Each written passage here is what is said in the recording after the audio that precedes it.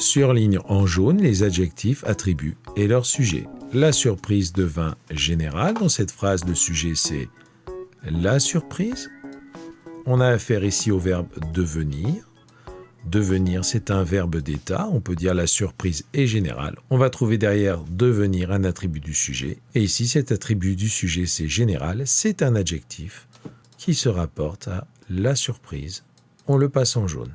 Je te laisse avancer. On se retrouve tout de suite après la pause.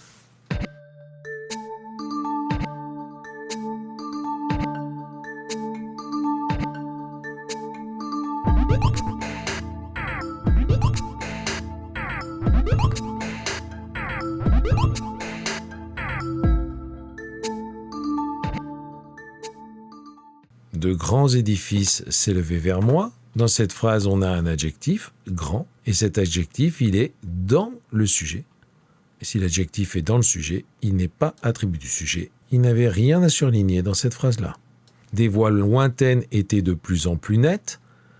On a deux adjectifs dans cette phrase. Lointaine, qui va avec voix, qui est dans un groupe nominal, il n'est donc pas attribut. Et ici, l'adjectif net, qui se rapporte aux voix lointaines, qui sont de plus en plus nettes.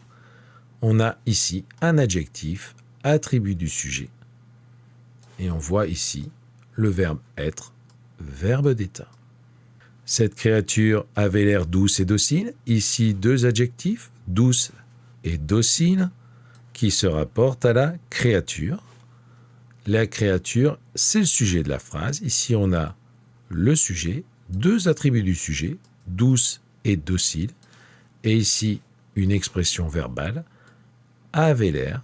C'est une expression qui correspond à un verbe d'état. On peut dire cette créature était douce et docile. Mon geste parut timide. Ici, l'adjectif timide se rapporte à mon geste. Mon geste, c'est le sujet de la phrase.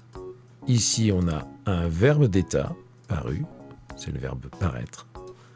Timide, attribut du sujet.